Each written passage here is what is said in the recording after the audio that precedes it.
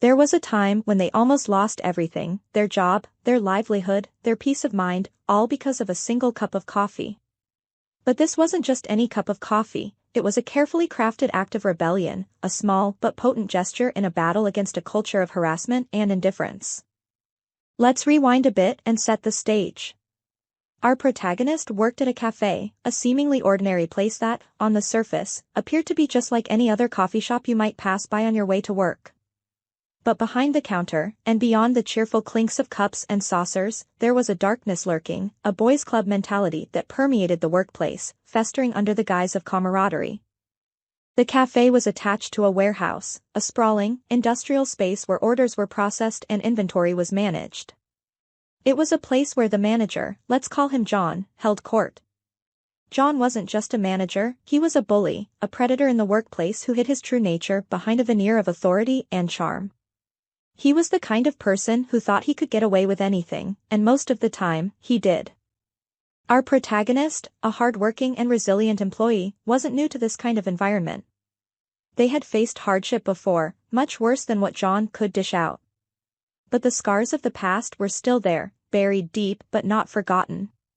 You see, they were a survivor, someone who had been through the worst kind of violation and had never seen justice because there was no evidence. The system had failed them before, and they weren't about to let it happen again. But John didn't know this. He saw only what he wanted to see, an employee who would submit, who would tolerate his inappropriate behavior because, well, everyone else did. One day, John crossed a line he shouldn't have crossed. As our protagonist was going about their work, John approached them with that sickening confidence of someone who thinks they're untouchable. And then, without warning, he slapped them on the backside.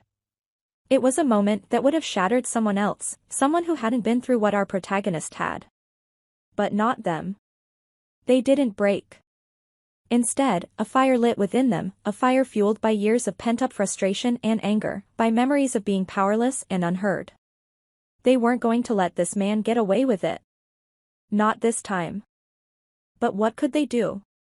In a workplace like this, where HR was nothing more than a puppet of the management, where complaints were buried and victims were silenced, what power did they really have?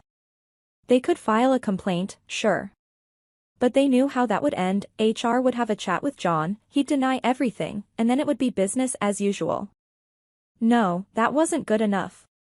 They needed to do something that would send a message, something that would let John know that he couldn't treat people this way and just walk away unscathed. And that's when the idea hit them, simple, but effective. They were tasked with making John's coffee every day, and they knew exactly how he liked it. He was particular about his coffee, medium roast, perfectly steamed milk, no sugar. But that day, they decided to give him something a little different. Something he would remember. They approached the espresso machine with a calm exterior, but inside, their heart was racing. This wasn't just a cup of coffee, it was a statement. They brewed the coffee just long enough to burn it, ensuring it would taste bitter and acrid. Then, they scorched the milk, making sure it was nearly undrinkable. And for the final touch, they added not 1, but 10 sweeteners, turning the whole concoction into a sickly, undrinkable mess. When they handed the coffee to John, they didn't say a word. They didn't need to. The look on John's face when he took that first sip was priceless. His expression twisted from expectation to confusion, and then to anger.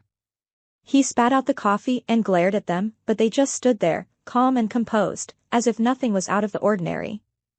John stormed off, probably to spit out the rest of the coffee and complain to someone about the terrible service. But our protagonist didn't care. They had done what they set out to do, send a message. But they knew this wasn't the end of it. They could almost hear the gears turning in John's head, plotting his next move. Sure enough, it wasn't long before they were called into a meeting with their manager and HR. The room was sterile, the air thick with tension.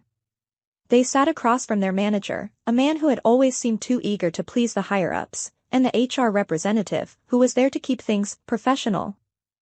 The manager cleared his throat and started with the usual pleasantries, but it wasn't long before he got to the point. "We've received a complaint," he said, trying to sound neutral but failing miserably.